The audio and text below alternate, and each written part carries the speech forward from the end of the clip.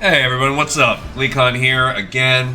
Thanks for coming along with me on another journey through the world of Warcraft, where we cover all of the lore, both the weird stuff I find, the mainstream stuff like the books, and every part of the game too. We're doing a vanilla walkthrough. We finally jumped back into retail, and now I've gone back to the very beginning, and we're looking for all of the quests that still exist from the very beginning days of Warcraft in retail today. So stay a while and listen. In order to get this one quest I've been hunting down, we have to get Exalted with the Timbermaw. And we can't do any of the quests that will actually allow us to get rep for the Timbermaw, because those were all replaced in Cataclysm. So we're locked in this older self-imposed exile. So, stay a while. Listen again.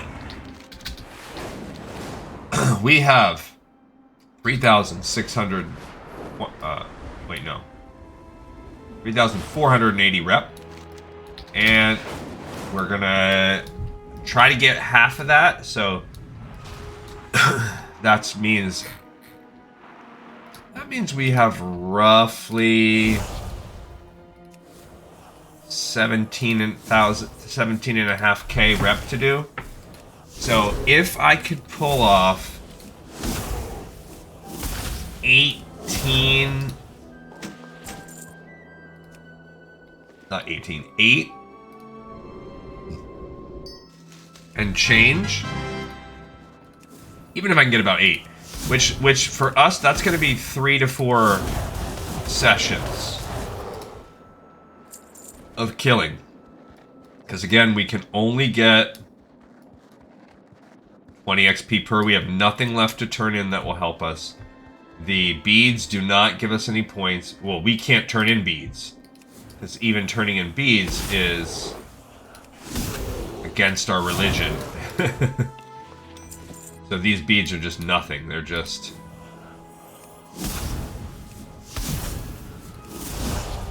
The answer, my friends, not these beads. Blowing in the wind. We just leveled up last time to level 27. Chances are, hopes are, that we're going to get to be level 20. I like this set because we can use our bigger powers. We also have this new power to use. Oh, wow.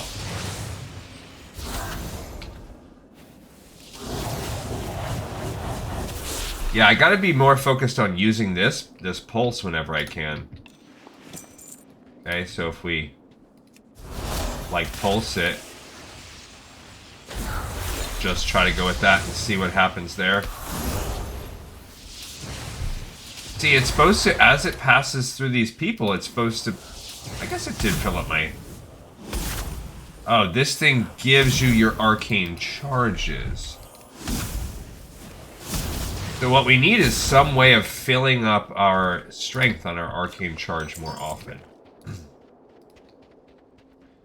I don't know exactly how it's going to happen.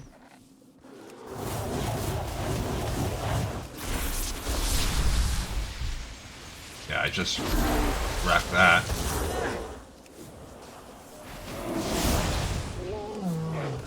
Yeah, I'm not sure. I just can't quite... I think I'm missing key pieces to this build. Just can't quite get there yet with what I'm supposed to do. This is just absolutely... Oh, we need to make some food. Cool. We were eating conjured mana lollipops for a while. Originally it was cookies, then it was cupcakes. Okay, I could see cookies upgrading to cupcakes. You got me with that one. But then it... So basically, actually, now I think I know how I should do it. Rather than pulsing this over and over again, once I blast this arcane barrage, then you send the arcane orb out, and it will very quickly refresh your stats. I think that's what we should be doing.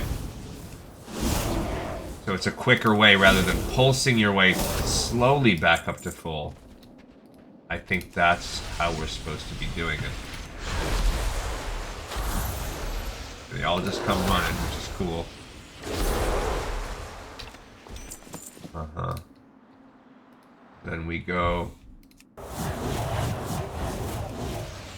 Okay.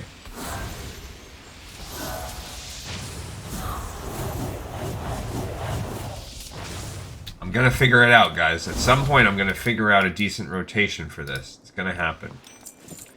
I don't exactly know when.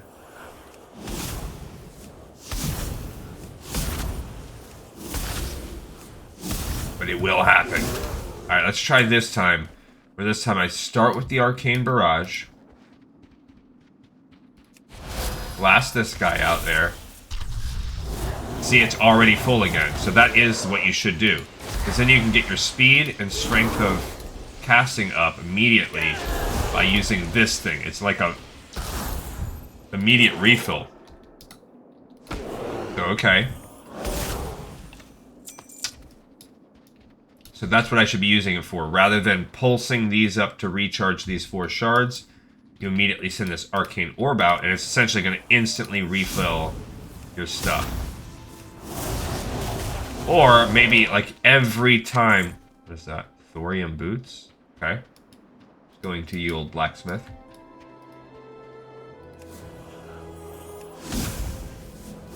Like every time it's... But what? Now here's the next part. When do I blast that? If...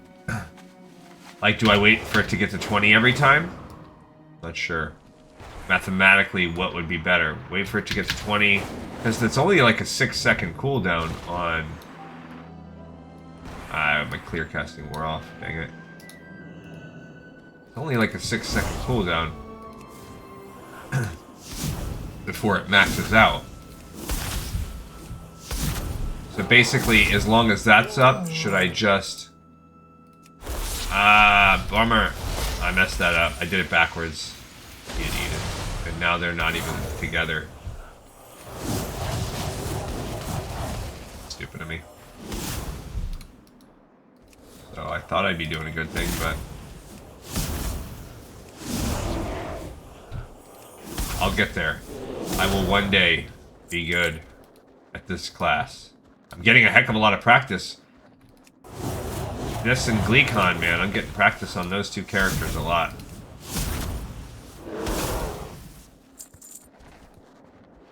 Alright, so... yeah, getting a little bit of a late start today. I just... came home and took a nap after work. See, now we're full on both. So now is a good time for me to be like... let's try it out this time. Okay, so... we're gonna blast. We're gonna shoot this, and then shoot this, and it'll... See, it only gave me 2 because there's only 1 guy, so it's not a full charge, it just helps. Oh yeah, so I guess I gotta depend on... how's my... how charged am I?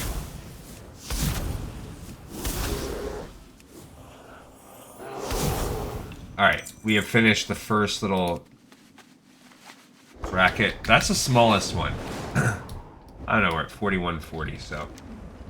There's basically 4 zones that we can grind these guys on.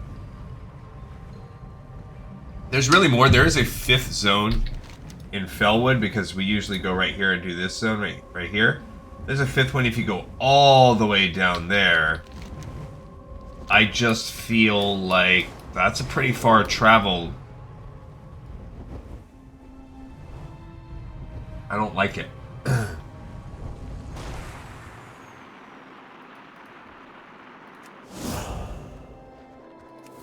Alright, so now we're gonna get our stuff going again.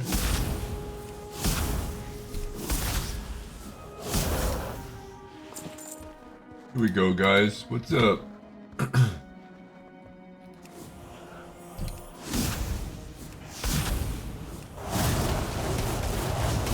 Yeah, maybe if that procced a little better, it would be better. The arrows really get us off. Alright, so here's this guy.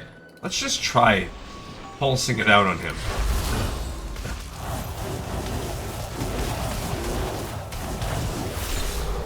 pretty nice. I don't know, like, how nice, but it was... Since it only passed through him once, it just gave us 2 points of Arcane Bolt. This is also, it's a little trickier with these other 2 zones out here in winter for spring on how to... and those arrows really pierce through my arcane armor. Whatever it's called. You really do a number on it.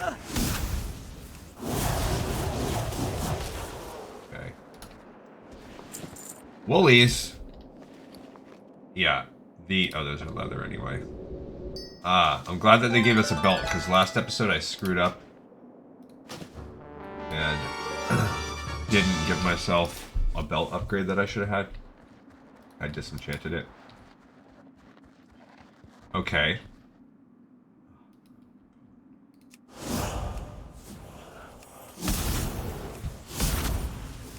So I'm gonna try and jam today. I don't know. We're gonna just see the math. See how we do. I'm trying to get at least 2 of these guys together.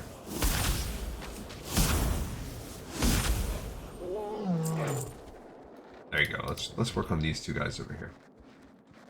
Okay, so we have this combined with this.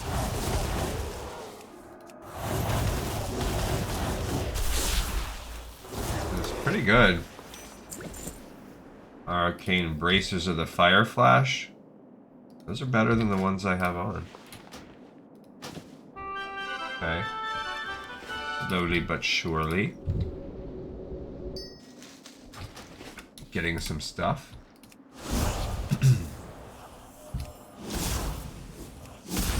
Yeah, I can definitely see how in Mythics this would be better, because a lot of my stuff is better for... Ah, darn it.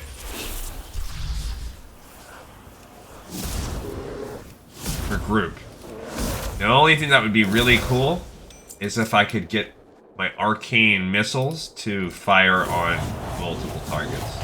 There's like some arcane missile splash damage. That would be dope.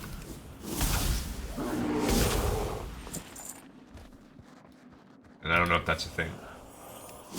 We'll see as we continue our chain here. Alright, oh, there we go, up in the hills. Clearing out this level is a little more linear for our second camp here.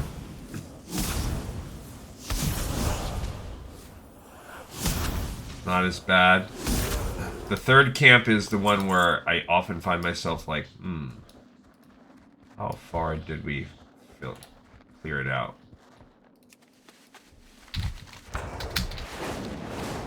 Here's our runner that we sometimes get. I parachuted in. They should just have like a, if you dismount while you're in flight, you should be able to parachute in. That'd be cool. I mean, now that flying is so dynamic, why not just add a parachute in option, and then you could cancel that buff, so you could really be more strategic with how you float and fall. That'd be cool. Why not? Let's just make us like freaking commandos. Really magnify that power fantasy. Alright, see, here's why it's a little tough, because you come in here and I'm not sure exactly. Like, we gotta pick a lane and start there. Yeah, it's not like Frost Mage where I've got all this defensive buff to where I feel like I could get a good group going. I am so soft still. I don't know what boy bears look like me. Look like the frost guys I'm killing.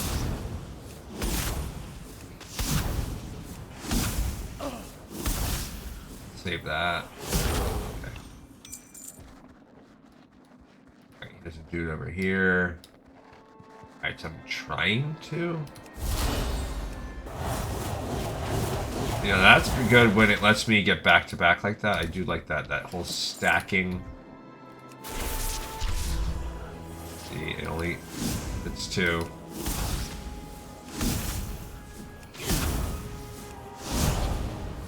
But 2 is better than nothing. Oh, that guy is always there. He might be a rare, but I feel like we get to kill him once per episode.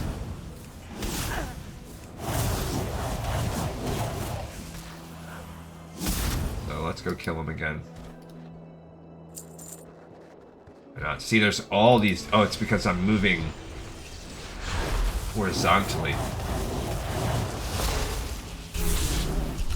Pretty good. 200 XP. Not even close in terms of that gear. So I guess I'm going over horizontally. East to west. And if that's the case, I guess should go up here and look around.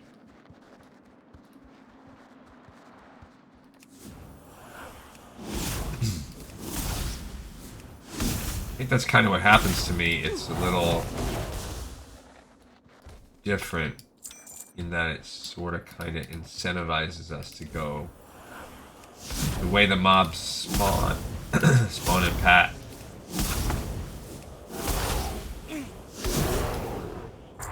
I don't know. I think I avoided it. I'm sure. I feel like I should be immune to arcane damage. I'm an arcane master. Which again, this is the first time ever in the history of my Warcraft career I've never, in almost 20 years of playing, on and off, but I've never played an arcane mage. It's never happened. Okay. Offhand.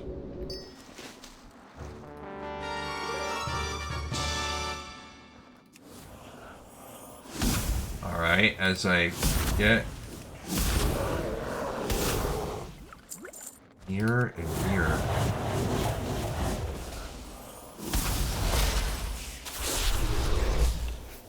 That's not that bad. I mean, should I just blast that off more often? I don't know.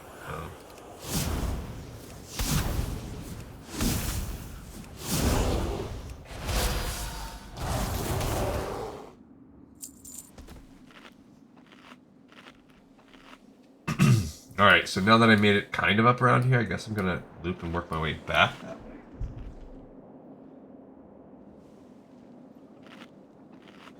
My hope is tomorrow we're good. I hope. I'm out of range. That we can level up. I mean, that we can be done doing this tomorrow. I think we should be able to. Because I don't know where we're going to be at Saturday. I don't know what Saturday looks like for us. I'm going to make a... I would say I'm 80% certain I can make an episode tomorrow. I mean, not tomorrow, Saturday.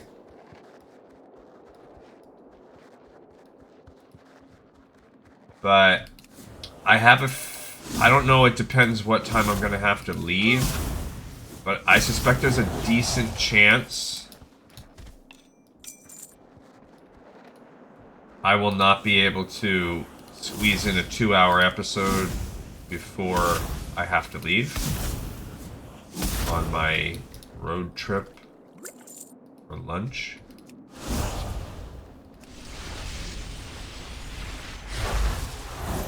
So... Oh, that didn't even aggro that guy. There you go, that one hit him nice. I don't know why sometimes it hits him for all 4 or whatever. And then by the time I get home, I think I would have enough hours to do it, but I don't know what state of mind I'm gonna be in. Like, will the day have just been normal and boring and I just drove all day and I'm gonna be fine just strapping in for a video? Will it have been like an annoying in-law-y kind of day and I'm like, Oh, whoops. And I'm like, nah. I'm good. Like, I don't feel up to it. I don't know. So, we're gonna see. I just feel like you could almost fight in this area. This particular area, the way that it's shaped, I feel like I could almost fight infinitely. But it wouldn't let me. I don't trust the game to let me before it does its stupid glitchy thing. Combat still. Oh, it's because there's some totems up over there.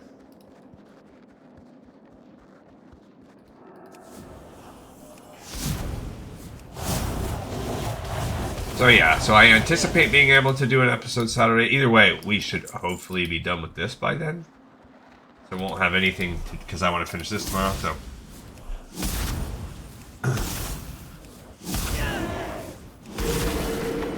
Great.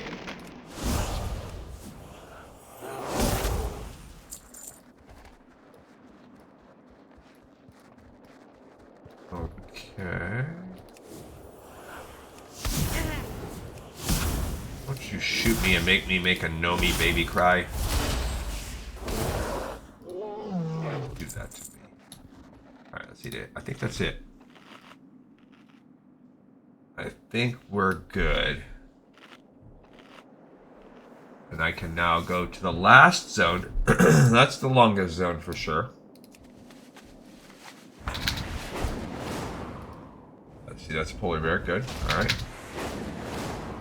Okay. That's more or less good. Depends how long you spend there, too. Will depend on... Everything else is pretty linear. Like, there's a clear system for this part. Start and stop and which guys do you kill. There's a clear system in the Winterfall Village. Start, stop, which guys do you kill. The other one has a more or less, you can kind of sweep up and down from left to right and clear it out. But that spot right there is sort of kind of open-ended. So I worry sometimes that the mobs are spawning in before I'm done. This is the Deadwood portion. So again, I think we were at like 35-ish hundred, right around 34 something when we started. So when we finish this part, we're going to be able to assess. Here's how long it took us. Here's how much we gained. What do we think we can do on the rest of today's episode? Yada, yada, yada. This one has a few spots where we can get multi-kills in a fast way.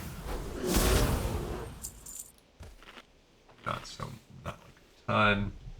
But this is a clear just go around the lake. I meet you back here.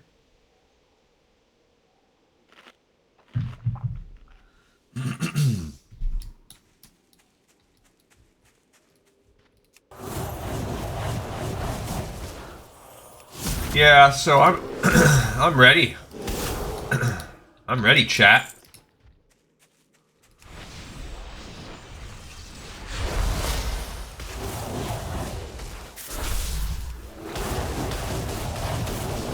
Yeah, not sure exactly what happened there. Didn't work out as smoothly. A Tuskar sword. See, that's new. That has to be added some other point in the development cycle. I don't think they were talking about Tuskars in vanilla. Even though canonically they might have existed from the time of Warcraft 3. I don't remember if there's any Tuskar stuff.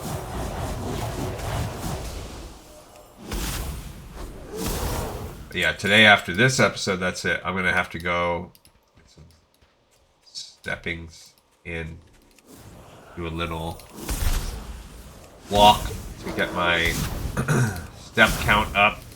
Had a little bit of a... Somehow it's just not very high today.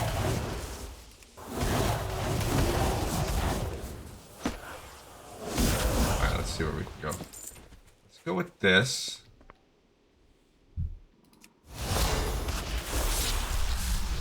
Okay.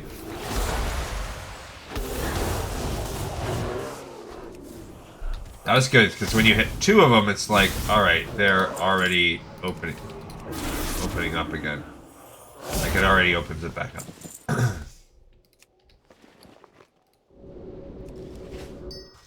I don't know why they max out at level 22. I feel like we haven't had anything above level 22 as a drop item for a while. I don't know why that's like the default.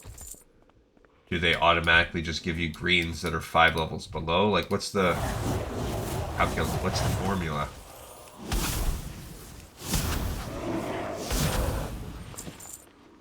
Also, at some point, I think I need to switch to where all the things count mode, because I feel like these can not all be new transmogs.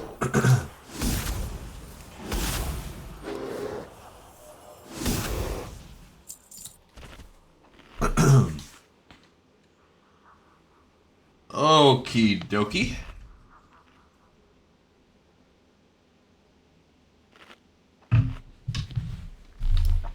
Cool. Cool. I just ran out of clear cast. Yeah, like, could I have put all 3 of those guys together?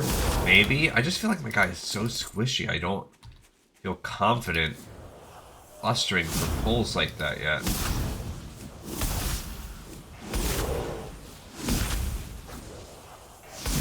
Don't know why.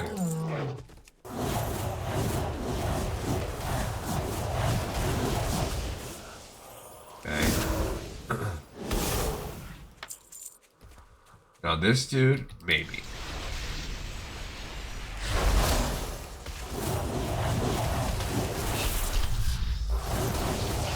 So that was pretty good. When I can save it up and blast it all off like that.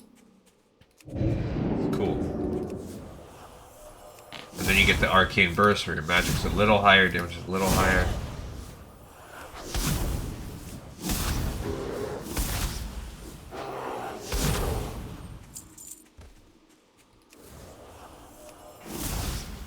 Alright, so now we come up here. Get these couple dudes. That guy is also worth 3, so I love fighting the little king guy because why not?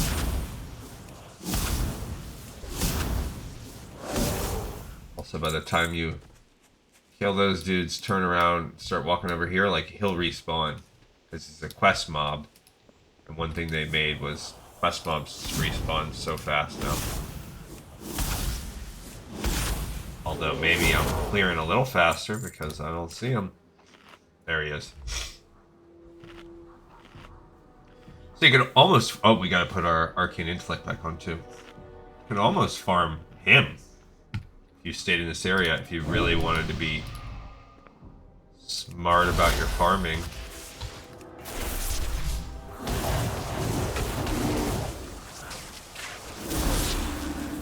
A little weak with this guy because I didn't have my initial...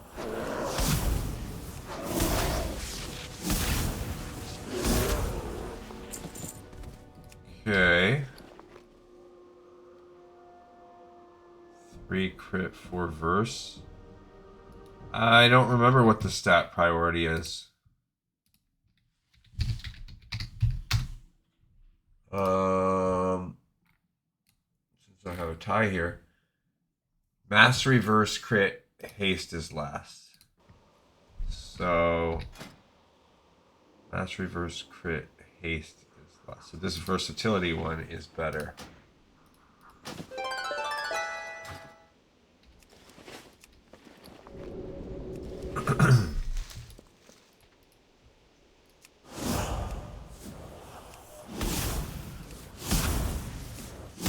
Alright, now we are not leveling up, excuse me, most likely in this run, even with a little bit of XP. So now I'm thinking we might get lucky and get like 3 levels for every 4 runs. We still might hit level 30 today. Probably not, though. Again, level 30 is where you could hypothetically turn off and start farming. But they scale up to level 30. So I turn off Chromie time when they're at level 30, and the only thing that's going to happen is we will slowly start getting less XP for them. So it's not worth it until you hit around 35. And then once we get to 35, then we're going to be golden. Then we can take this character. This will be the second of our stable of 9 that will be equipped to just travel through like raids, dungeons, whatever we need. We will have at least one on Alliance, one on Horde. Be good to go. Well, we'll have the start. We still need more because we're gonna need our. We need a Skinner. I don't know which Skinner I want. I guess maybe the Horde Skinner. Not sure. We're gonna ultimately need both, but I need to take somebody to get Core Hound leather.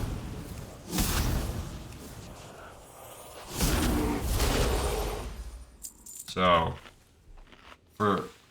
that's the last thing we're gonna need to do when I take what's her name over. When I take GleeCon, probably on Saturday, over to start grinding out the Blackrock Spire, upper, lower, molten core, Blackrock depths, that whole process, whatever things are needed.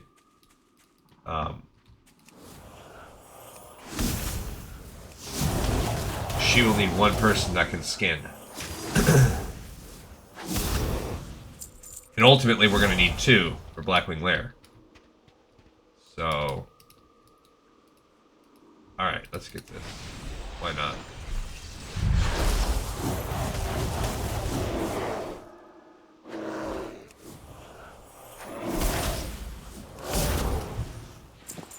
Alright, almost through with this, and this will be one loop. We're at the very end now.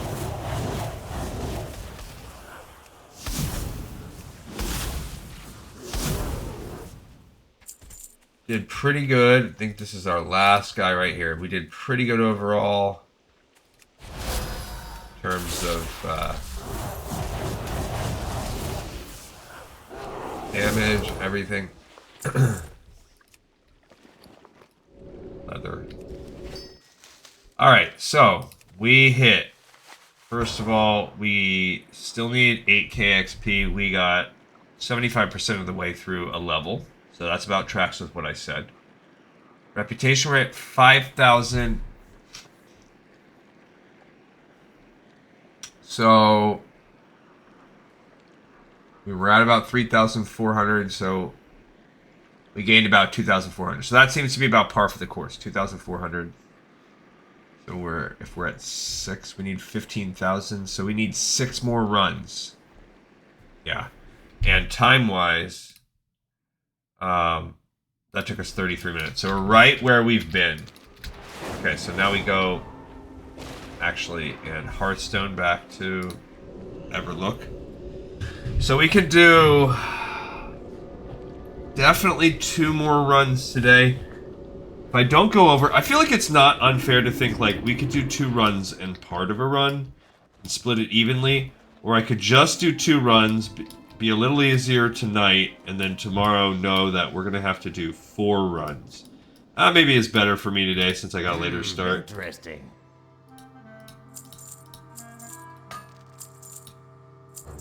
So maybe we do it that way.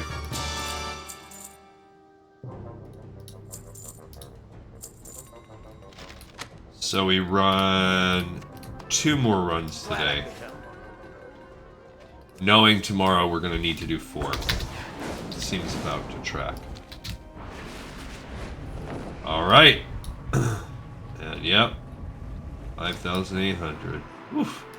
Feels like it's going to be so long and time consuming. And it is, but we'll be okay.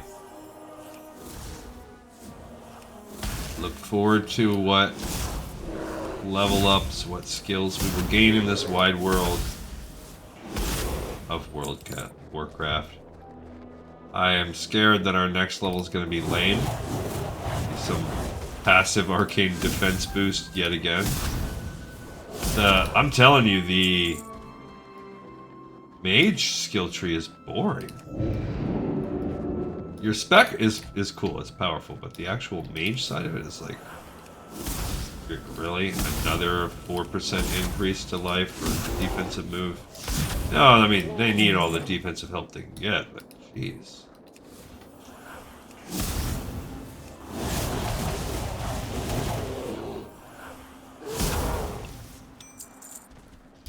Jizz Louise, you know what I mean? Hey. Ah, wrong button. Jeez, that was a total waste. Bummer, bro. Okay, now I just pulled them. Darn it.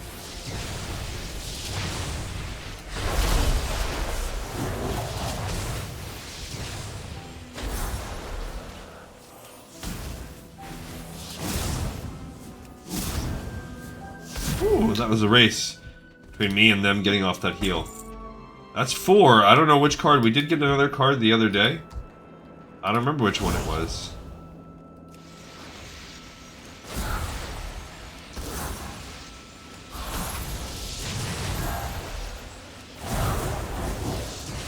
I need a target. Okay.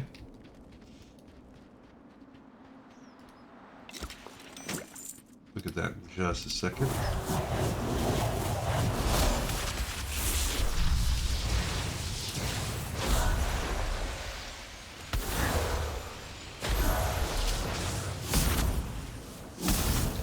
Alrighty, cleared out the bottom row. I like cleaning that one out. It's so much faster. Oh, a plate helmet. Yeah, we already had one similar. Leather shoulders. That was the transmog. Okay. Honestly, this is probably the best, one of the best places. You just wanted to farm here forever. In terms of like overall speed, this is a pretty good area. But whatever.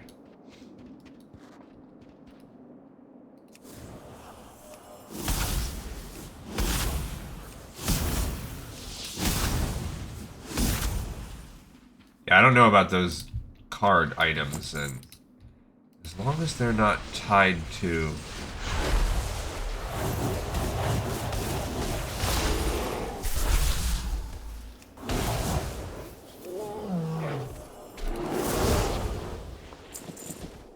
like quests, I think we'll be okay. Alright, it's not quite close enough to his friend.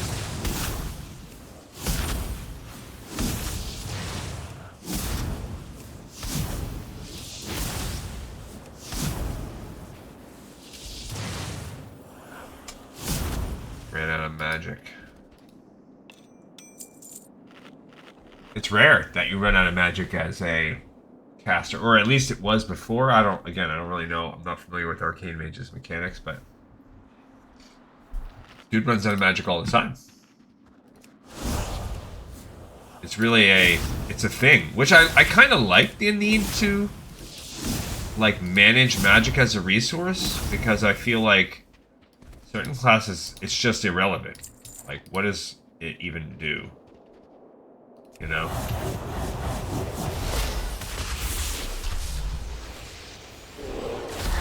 What is magic even doing for us? Mana points. What do they serve? Shields and healing are really, at least like that's how it works for priests or whatever. But I do think maybe they've changed that a little bit.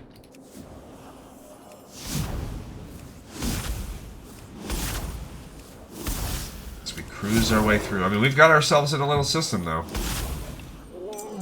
We are cruising along our system. Oh, so slowly. So, yeah, we are going. If you do no other buffs, you get no other bonuses to reputation. Nothing other than killing mobs. We're going at a rate of about just under 5,000 per hour. Right? And altogether, there's 21,000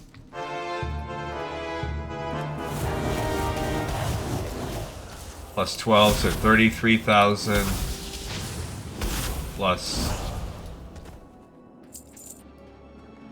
6, so 39,000 plus 3, so 45,000.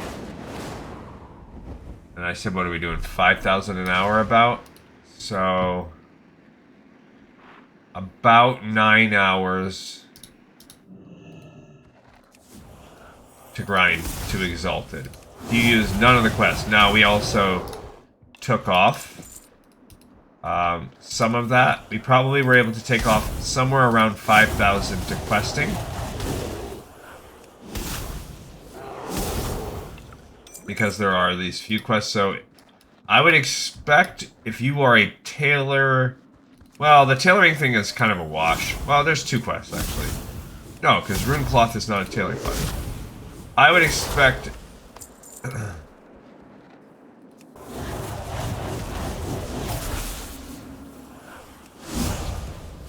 You should expect, even if you're a little better than me, depending on your class, somewhere in the ballpark of 8 hours. Now, if you are above 35 or above, then it's a totally different story, because you can just go one-shot everything. So if you are doing this while leveling on Chromie time, yet not doing quests, if you're doing this specific grind, or maybe you...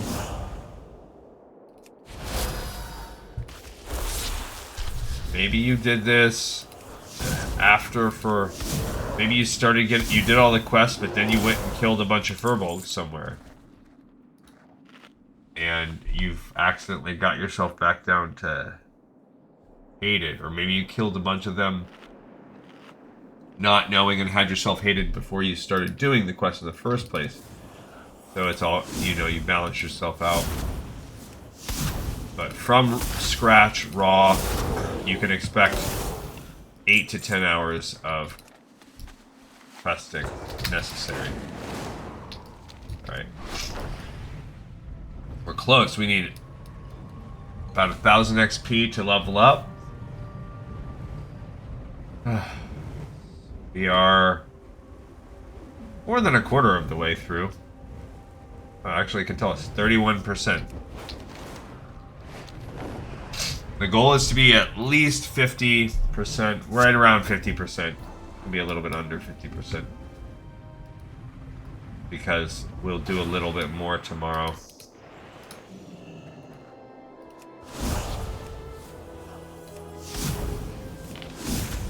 So with needing 1,000 XP, how many do we get per each one? About 150? 140. So 8. We maybe need 7 mobs, so 6 more.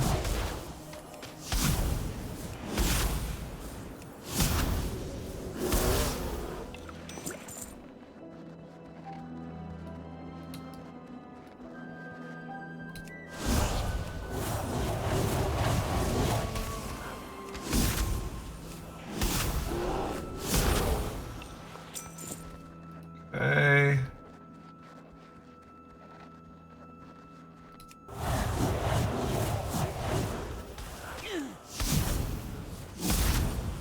Alright. The deep black hole that is my mind. Sometimes you start going into autopilot as you're playing a game like this, and then you're like, what? What world is going through my... So I had a good talk with this person at work.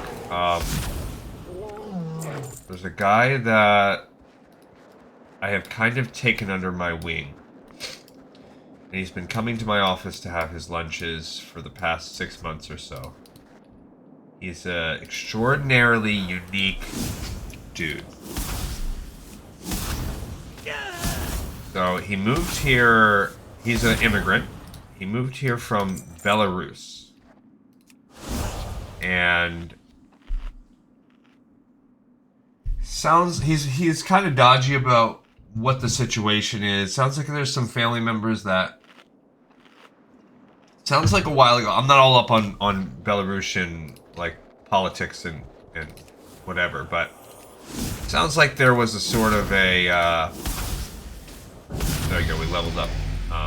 Actually, let me try to focus on just killing these for a while. So I believe, according to him anyway, when he tried to give me a loose thing, that there was a political situation in Belarus where there was, similar to what you might see in Russia, or maybe another country, I don't know. Again, I'm not a political scientist or whatever, but I try to stay abreast of the news.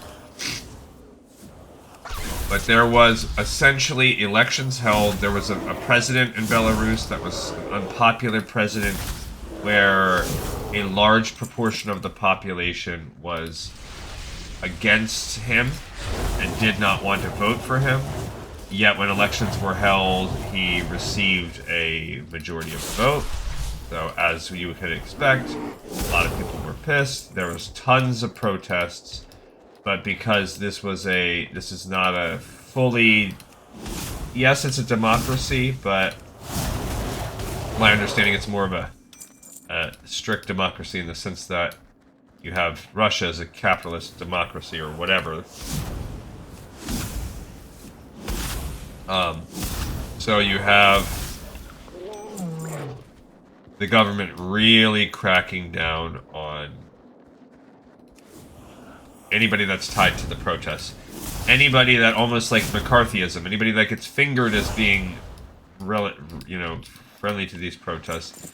So allegedly this guy, someone in his family, was in the military, and a lot of his family is in the military, and got too close to the fire in terms of being associated with the protest movement. And so they, even though he was in their military, he ended up getting arrested and put in jail for a while. So,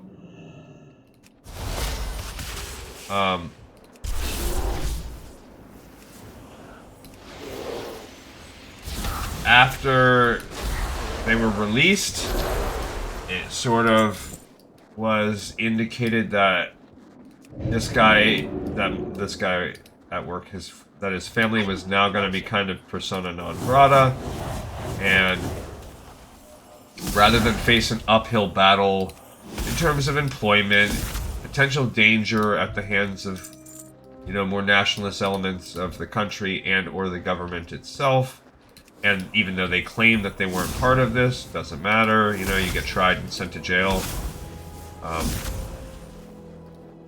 So they ended up deciding to, rather than be associated with all that, immigrate to the United States.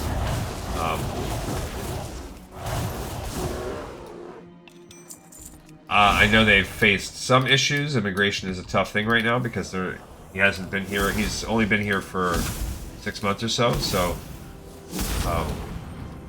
he probably came a few months before things really started heating up in the United States on the immigration front. So I know he's had to go to he essentially has to do periodic check-ins, almost like he's on parole, where he goes and has to check in in whatever facility a couple hours away. Luckily, he did come in before. He's already here.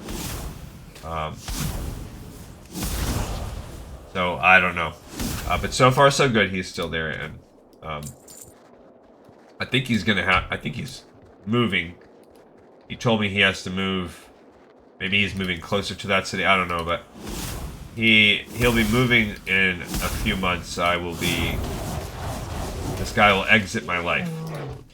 So anyway, when he started, his English was pretty limited. But I can understand him fine. But some people complain they have a hard time understanding him, so they just put him in the gruntiest position possible. But he just happened to somehow, dude happened to get on my radar.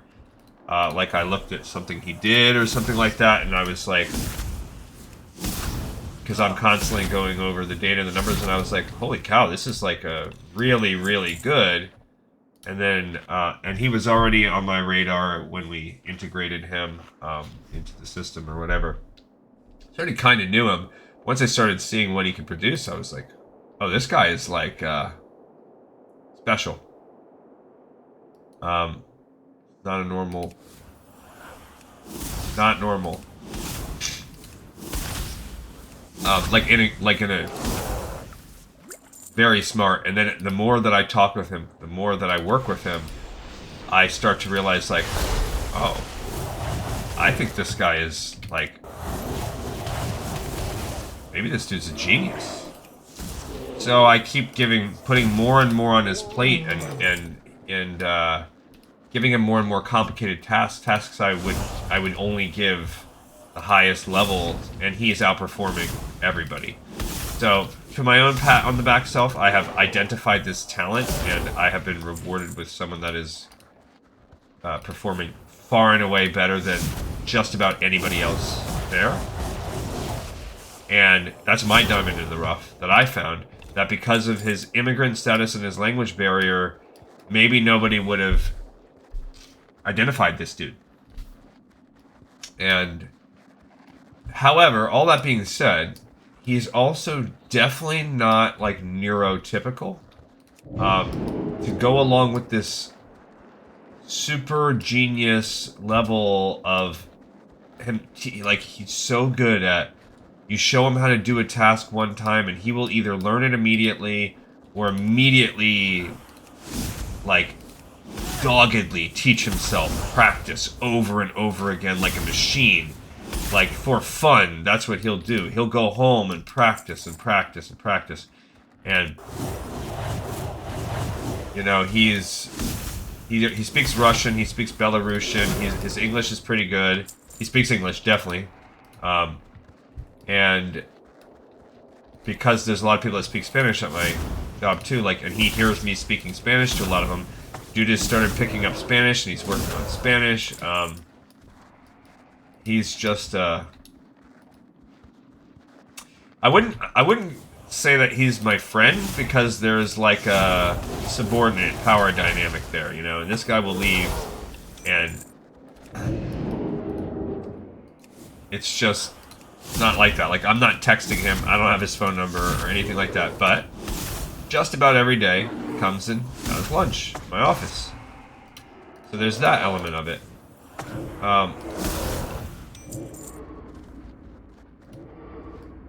So today I was talking to him about one of my favorite mathematical things. So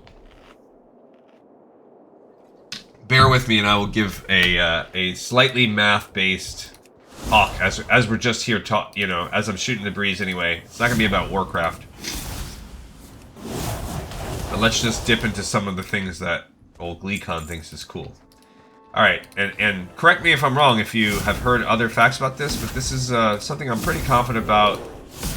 As I've said on the show before, my degree is in math, so I did a lot of time studying the history of math. I've studied a lot of, taken a lot of graduate level math classes over the years. So I have a pretty, although it has been a while, I have a pretty confident in my abilities in math, and I've forgotten more than 99.9% of the population will know. Now, the people that are true mathematicians out in the world, no, they're going to kick my butt, and the people that are currently working on active abstract math and working with set theories and stuff like that, like, they're going to... Some of it I could get back into. Some of it's going to eat me alive because I never got that far. But there is so the IQ system, the rank, you know, people are always like, oh, let me take an IQ test, let me see what my IQ is, blah blah blah. You can take this IQ test and you'll be 152 and smarter than 99.9% if you can just solve this puzzle, and all that crap. That's 100% obviously clickbait, lie, trash to try to get you to... If you fall for it in the first place, your IQ is not that high. So the way IQ was developed, and I don't remember if it was designed in part by Albert Einstein, or if it's designed by someone that was a contemporary of Einstein. I can't quite remember, and Einstein just sort of particulated. But regardless, the idea of IQ and how it works was designed with someone that very clearly had math in mind, and I don't mean that in terms of what they assess.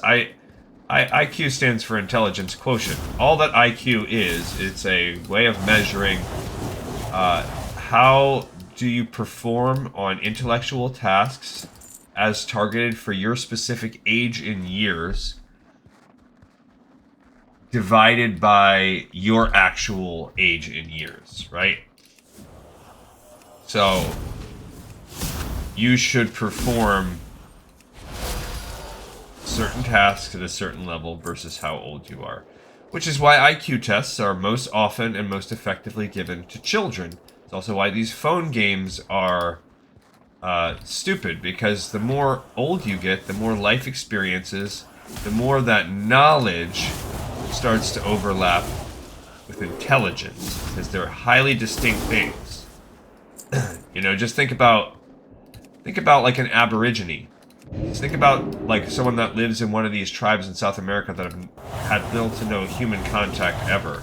Do you think that all of them are mentally handicapped? Do you think there are no geniuses that have ever existed in those tribes? That's just condescending, conceited, and absurd. Obviously there are. All that genius is a genetic defect.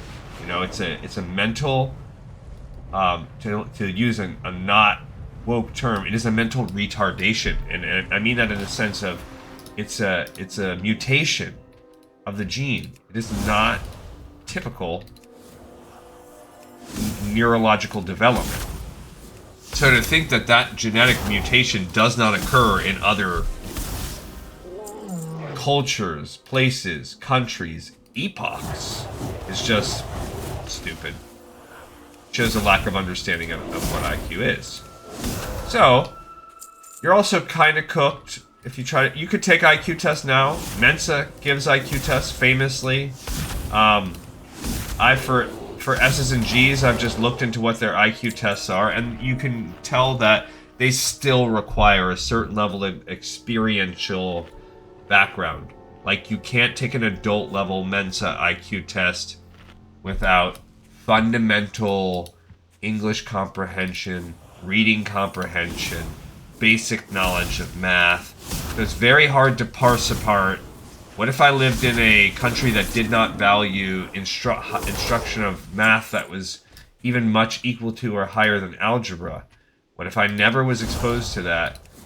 Would I be considered a low IQ person, perhaps, by the standards of the way the test is given? What if I had, took the test in a different language or whatever? Who knows?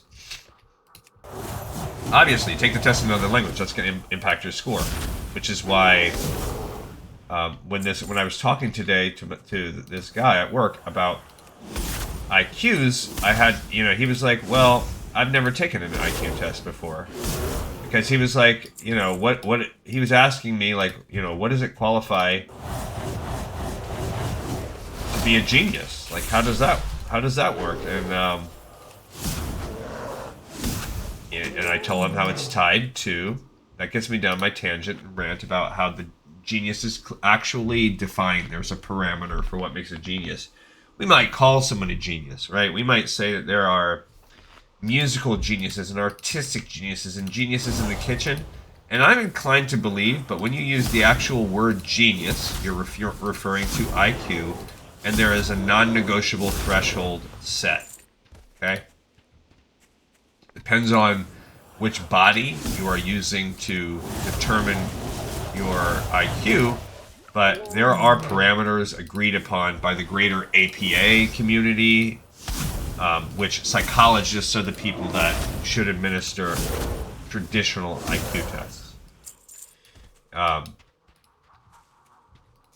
Which launches me into this conversation I have with this guy where I'm like, okay, well, first, I think it's crucial that you understand where does IQ come from? What does it mean? It operates on the bell curve. So most of you, I don't know what your guys' background is. If you have a background in algebra, at the high school level and you remember any of your algebra, specifically the portions on statistics or beyond, you know, and a lot of you guys are probably maybe more educated than I am about math, so I apologize for any, like, glee-splaining that I'm about to do. But the empirical curve is called, or AKA the bell curve, is a curve where it's shaped like a mountain.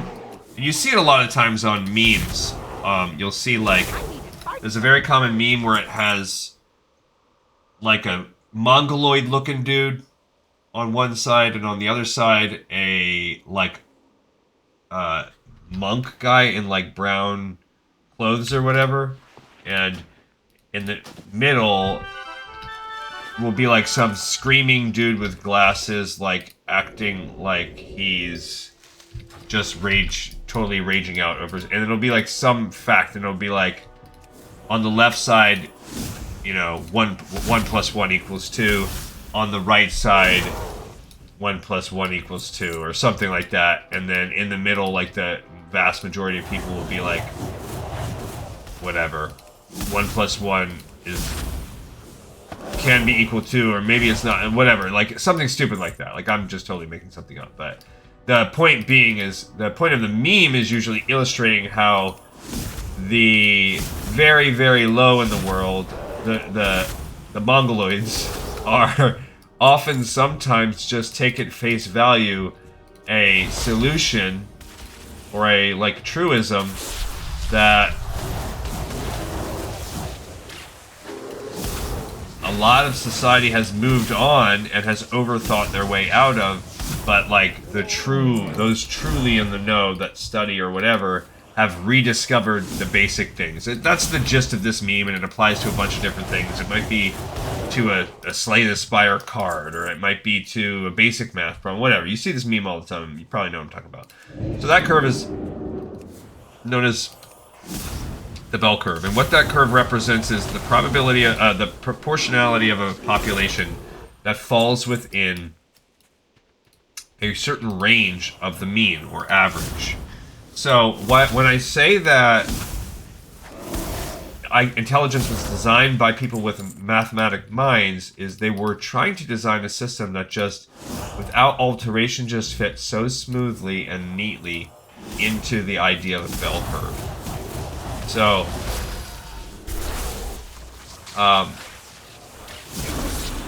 for instance, think about what is the average height of a adult male in the United States. And let's say it's something like 5'9.5" inches, something random. It's not like 5 feet or 6 feet. Like, it's something random, or even if you were to translate it into centimeters or whatever, like, it's not going to be a pretty number. You think about the average weight of someone that might sit on an airplane, if that's what they use. They use this, and I'll come back to this analogy. They might use the standard girth of someone that rides an airplane to help them to decide how big to make airplane seats.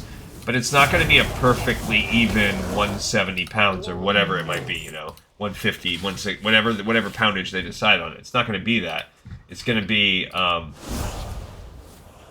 something sloppy, you know, like 181.6 pounds or whatever, you know, whatever it is. So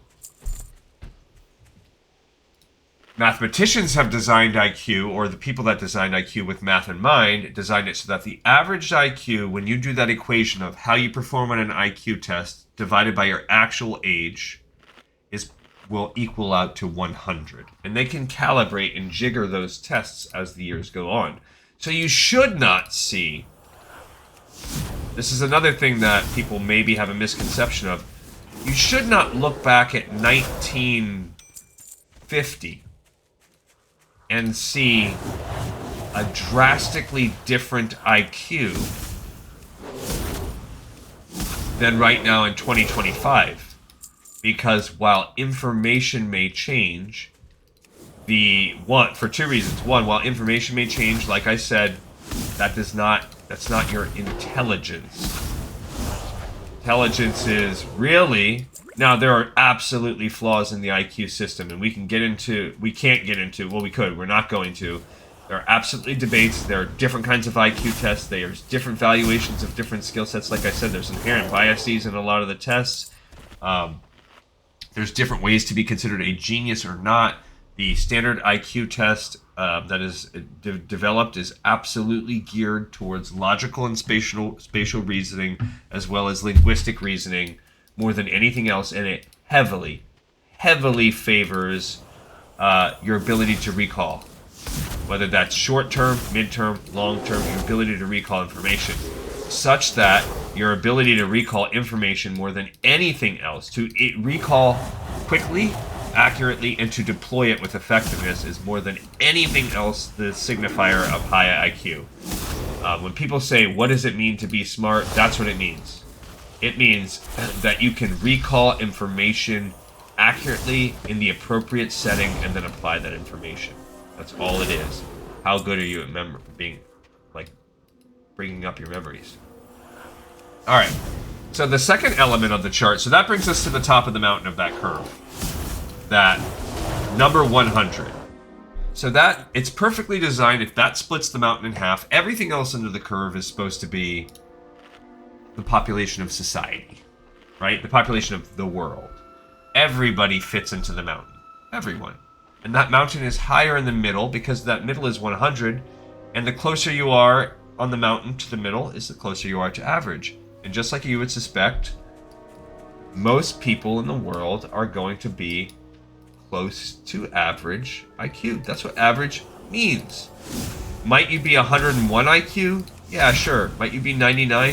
Sure.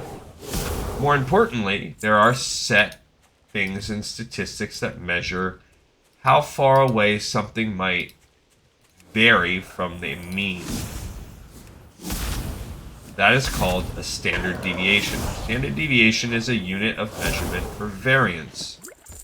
It will tell you how predictable or unpredictable something is, the variance does, and the standard deviation will tell you how far away you are from the average. And how does that connect with this mountain? Well, if you use something known as the empirical rule, you can take your standard deviations. In this case, it was perfectly designed in IQ to be 10 points.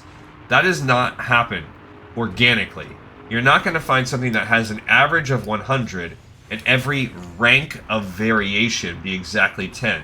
That is a man-made construct because intelligence quotient is a man-made construct, and it was made to perfectly fit this system of the empirical rule and standard deviations and variance and mean. It was perfectly designed to do that. So, by the way, we're at 8,400 now. We're at 40%. We're going to do one more run. Time-wise, we're at an hour 8. We're going to do one more full clear. And then we'll do 4 tomorrow, or 3 and change, to wrap everything up. Alright, so here's what the empirical rule continues to say. It says that got the best deals anywhere. Anyone that is within one standard deviation of the mean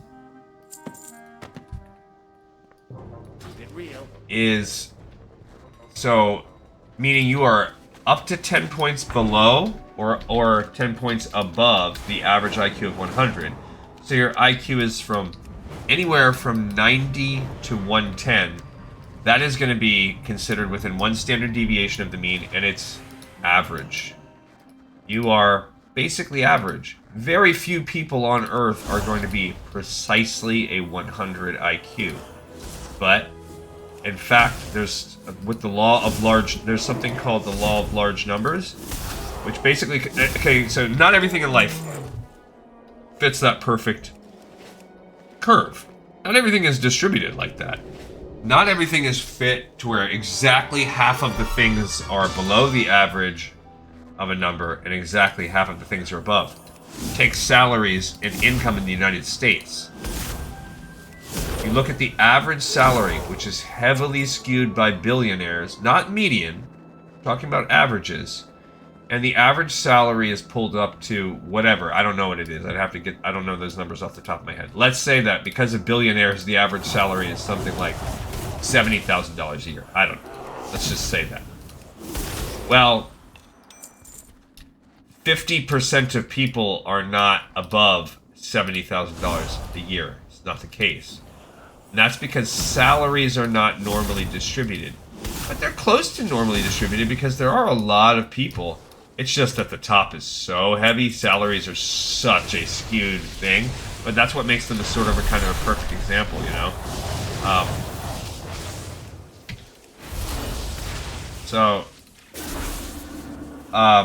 But there's something called the law of large numbers, and the law of large numbers states that the greater number of things in a population, in a group that you are measuring, the closer and closer you will approximate the normal curve. So, what that means is, even though in your place of work, in your family, in your home, that average might hold, when you start to get above around 10,000, you're going to really approximate this average. The problem with wealth distribution, as a complete aside, is, sure, you take 10,000 people, you're still going to be at the average of... If you average that group of 10,000, you're going to find, oh, okay, we're good. Like, this rule holds. You throw one Elon Musk in there, and he is such an extreme outlier, he will wreck the average. Whether or not you think that should be allowed, or that's fair, or he deserves all that. He deserves to have more monies than multiple countries put together, and millions or billions, millions of people, that he has more money than millions of combined people. That's up to you. That's what capitalism does. So if you are strongly pro-capitalism, then without government interference, very libertarian or whatever, that's what you're going to get. So, but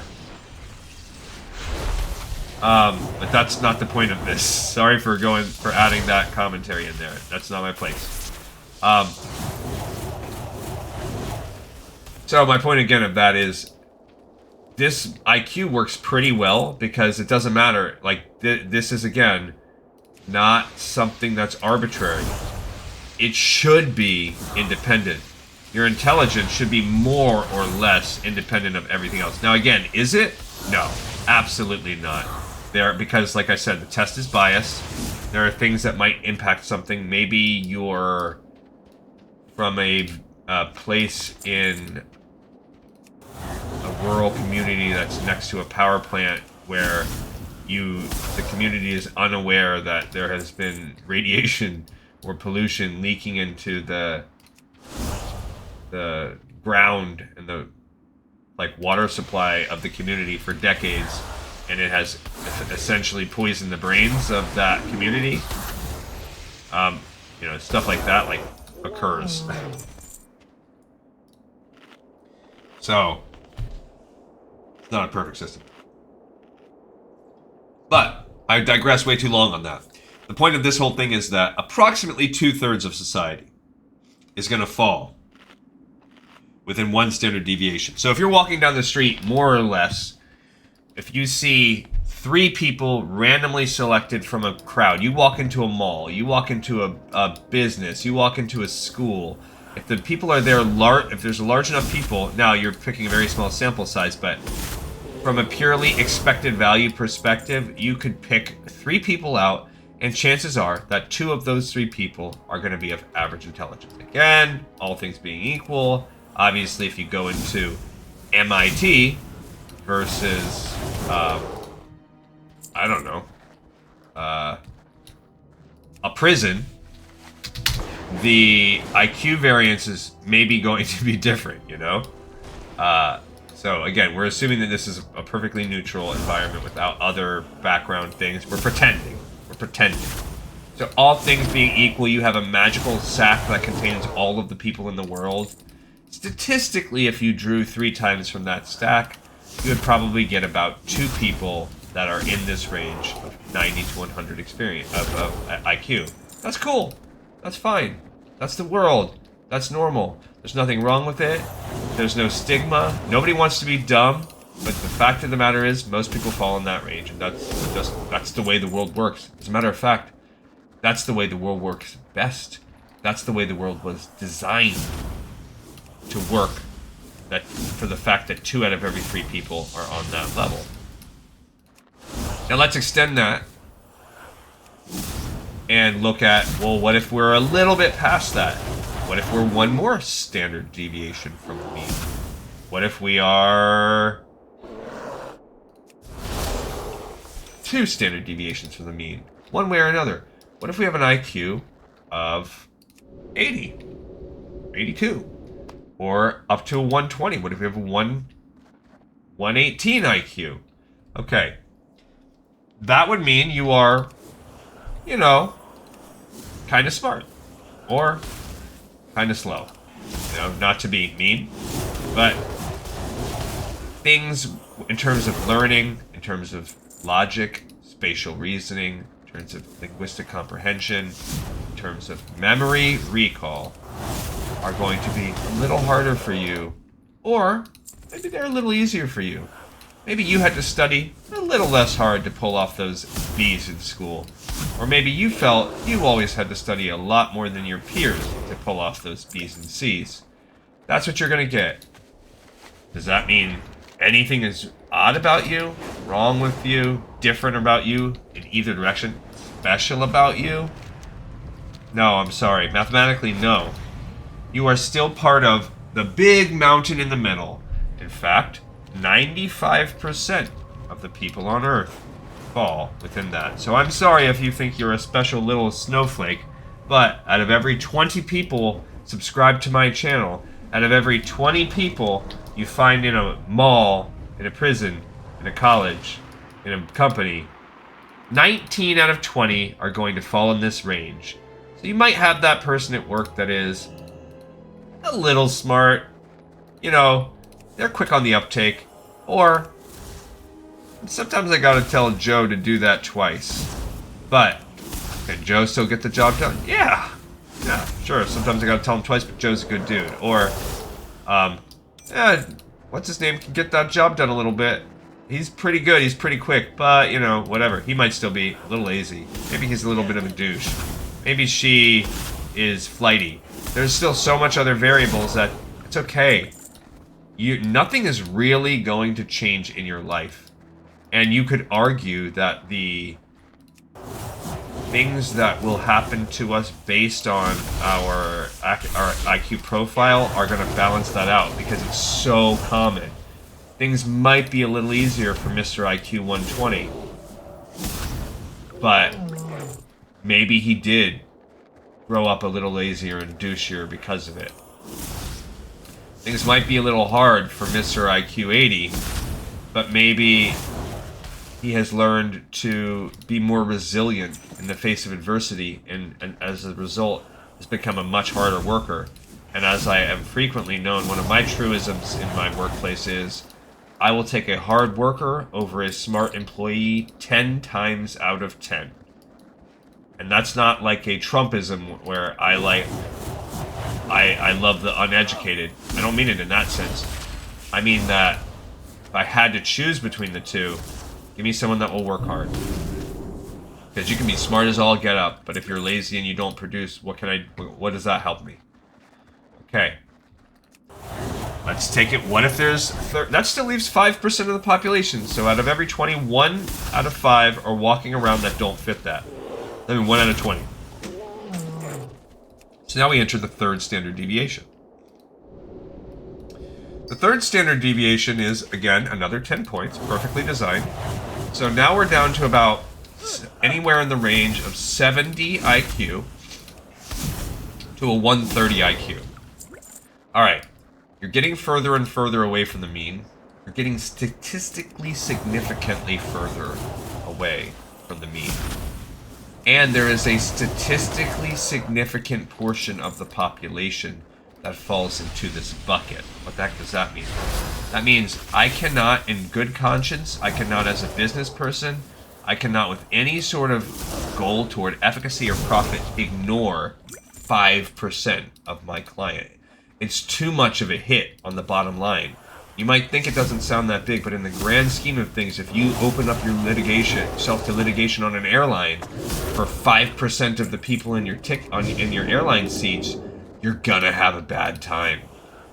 Sometimes margins of profit are so thin on companies that if you were to take 5% of potential customers away, that could be the difference between the black and the red.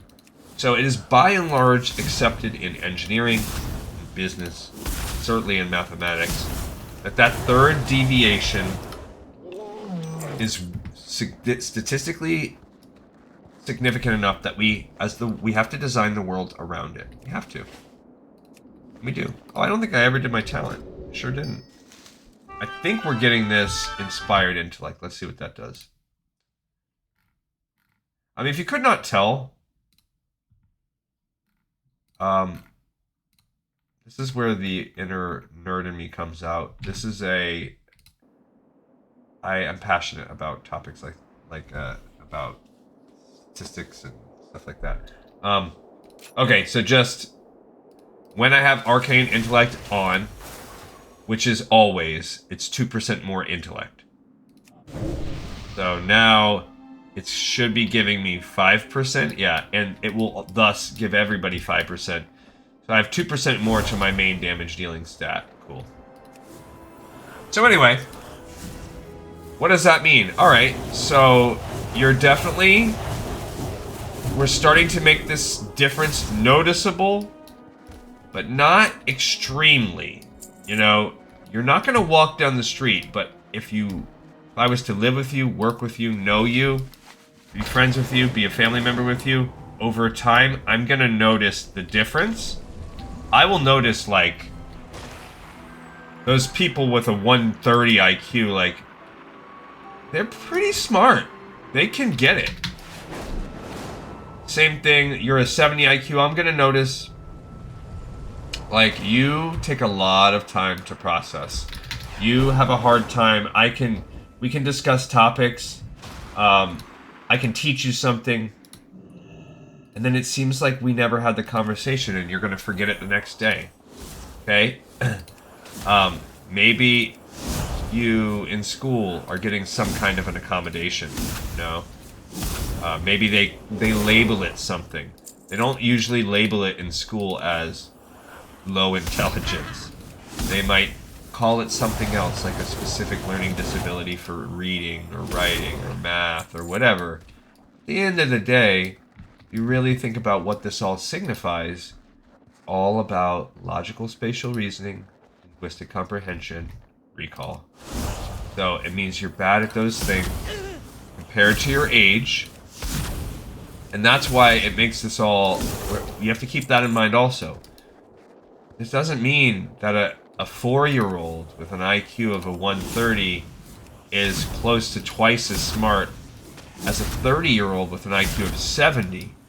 Because the person with an IQ of 70 has a whole life of experience. That person will most likely outperform the 4-year-old, if not certainly, in most intellectual tasks. But they are going to underperform the great majority of people, well, maybe not the great majority, but certainly of the great majority of people that are in that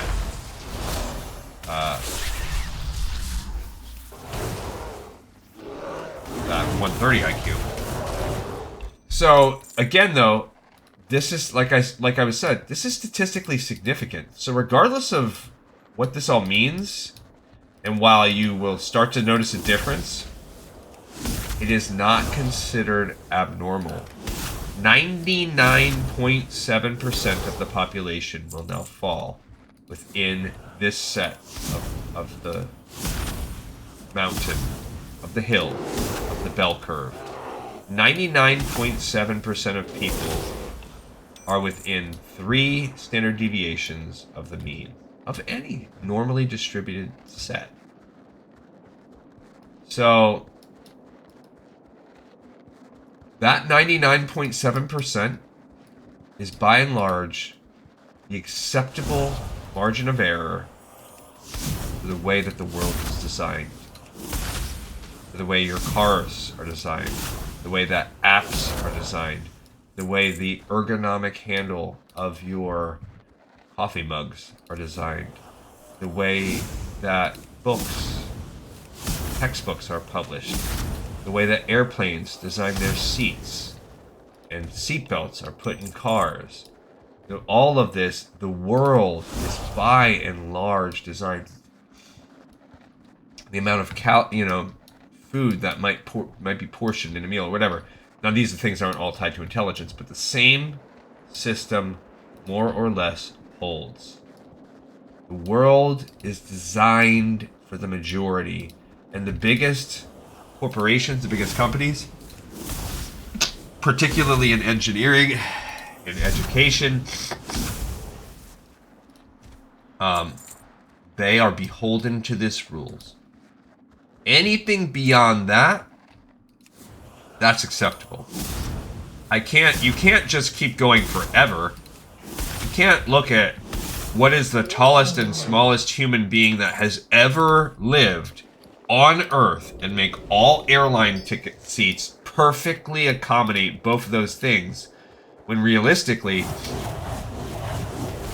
99.7% of your passengers are not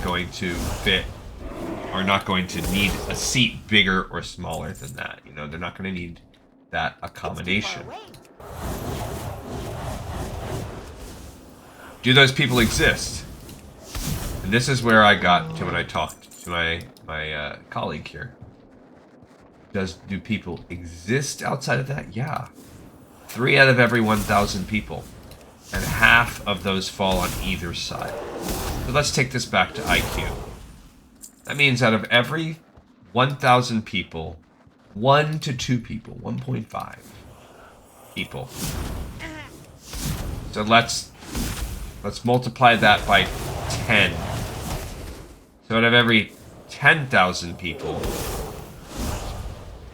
15 of them are going to fall below that.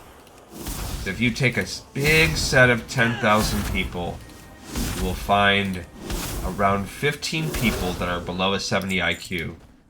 Those people cannot, or 15 people that are so small that they are like more than 3 like maybe you're going to find 15 people with dwarfism out of every 10,000, So if you go to, think about like you go to a stadium event full of people. Because even you think about like a high school, a mid-sized high school in America might have 3,000 students, let's say. That's 3,000. That means they're going to have maybe 5 statistically.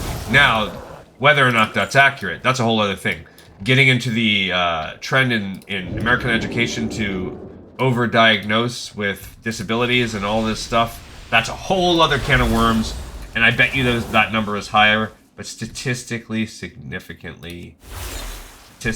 where you should be at. So we, by and large, we know as a society, and we have sympathy for, what if you're below that? What if your IQ is like 60? What if your IQ is below that? What if you were in that bottom 1.5%? Well, we have sympathy for those people. They have a mental disability. These people are going to, maybe the closer to 70 you get, you might find yourself being able to be a bagger at a grocery store. You're going to need assisted living for the most part at some point in your life. You need a support network. And because we do not want to cast these people out into the cold, because we recognize that the world, at this point in time, this is part of what DEI is. It is the ability to have inclusion for people that fit like this. That we should not leave these people behind. We have a sympathy for them. And we understand, hey, like, it's 1.5% of the population. If we have to have some of our taxes help out so that that 1.5% can have a ramp, so that 1.5% can have subsidized assisted living, like maybe as a society we should just say, screw it, because what if what if your family ends up producing someone in the 1.5? That's what it's all about. If you don't want to do it because you care, you should do it because of selfishness, because you never know. What if a freaking car crash happens and a brain injury occurs, and now someone, yourself or someone you cares about, is now part of the 1.5? It will change your tune in a heartbeat. I guarantee it. So we have built safeguards into the society, and they've been stronger and weaker at different times in history for that particular group of people. You know, the Individuals with Disabilities in Education Act has, you know, made it to where students don't, you know, there was a time period 75 years ago when if you were that disabled, if you gave people a heart, if you were that, had that much of an intellectual disability, you were just going to be pissing yourself in a closet. And it's the bad actors that essentially suffered little to no repercussions because there was little to no oversight that created a necessity for laws. That's, you know, anyway, again, to not get down that side, not go down that tangent. My point being that we designed accommodations for those. American Airlines has to design an accommodation. What if you are so small? Well, that's an easy one for them. I don't care. You have to buy the same seat, and maybe we'll get you like a booster seat or something like that. Like, they're gonna still charge you full price, and then I don't know. I truly don't know what the airplane accommodation is for like a very tiny person, because kids can ride it. So they already have their seats designed for children, and most people that are so small could fit in the children. But let's flip it to the other side. What if you're on the opposite end of the bell curve? Well, when it comes to common sense things like size, yeah, they have an accommodation for that. I'm going to make you pay for it, and you're going to have to buy an extra seat. So that's a corporate way. They've created a solution. They had to plan for that. And you can have a choice to not fly or to take their accommodation up. And what they're saying with that is, we are willing to roll the dice on losing 1.5% of our customers.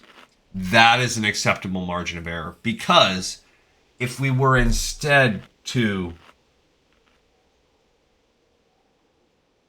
well, really, they're not going to make all the seats big enough for that. That would be prohibitively expensive. You would just you would so devastatingly cripple your earning potential to accommodate 1.5%. That's not, that's not realistic. But what they could have done was said, hey, why don't we just accommodate them? Why don't we just let them have it for free? And I guarantee you, there are corporate mathematicians that ran the numbers and said, all right, statistically, for things like this, if we make them pay double, because there are cost-benefit analyses done on stuff like this all the time. You look at how much you can raise the price on something and how much customers will that make you lose. That's a common statistics 101. So you can run more complicated models where you use more up-to-date data and maybe a little bit more like lines of best fit that are not simply linear. You know, you can use, which is all done by software anyway. You don't have to be a genius to do any of that. Speaking of geniuses, but someone out there did cost benefit and said, you know what, the chances that we lose them as customers versus would make us lose this much money if we allow them to sit for free on each flight. This is how much money that accommodation process would be, and how much money we would have to lose on potential seats each year. So, which is more? That's all they're gonna do. They don't care. And they determined they would lose more money by accommodating those seats. I guarantee you. It's not pure greed for the sake of greed when they say we're going to charge large people for 2 seats. They've run the numbers.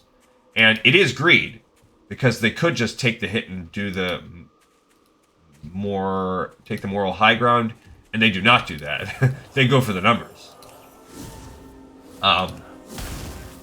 Also, it's a kind of a rough system because you're relying on self-reporting. You would have to like buy your plane ticket and say, yes, I know I am too fat for one seat. I am pre-signing it up for that now, instead of how you run the risk of getting yourself into litigious situations. You come up and say, I'm not big enough to fit in this seat. I thought I could, but I was wrong. You know?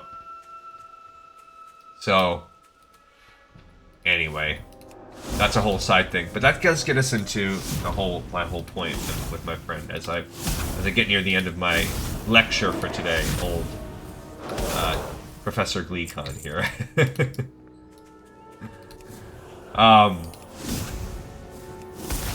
What about the genius? Which was the point of this whole guy's conversation with me.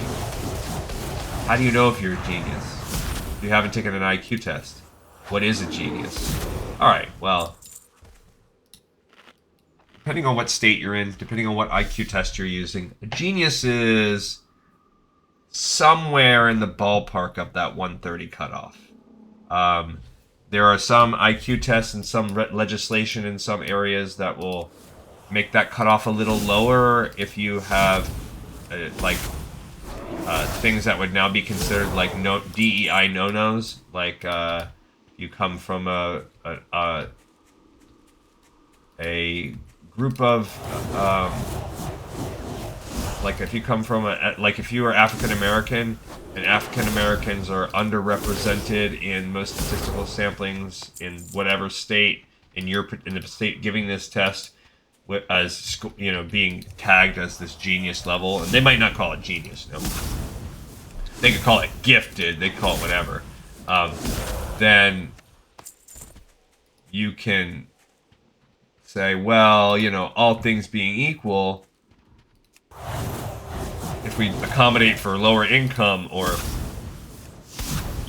this kid being a potential first-generation college student or whatever, we'll give him a little bump because they don't have the same, because the test is biased. So they try to account for that. Whether or not you agree with that, that's a whole other conversation also.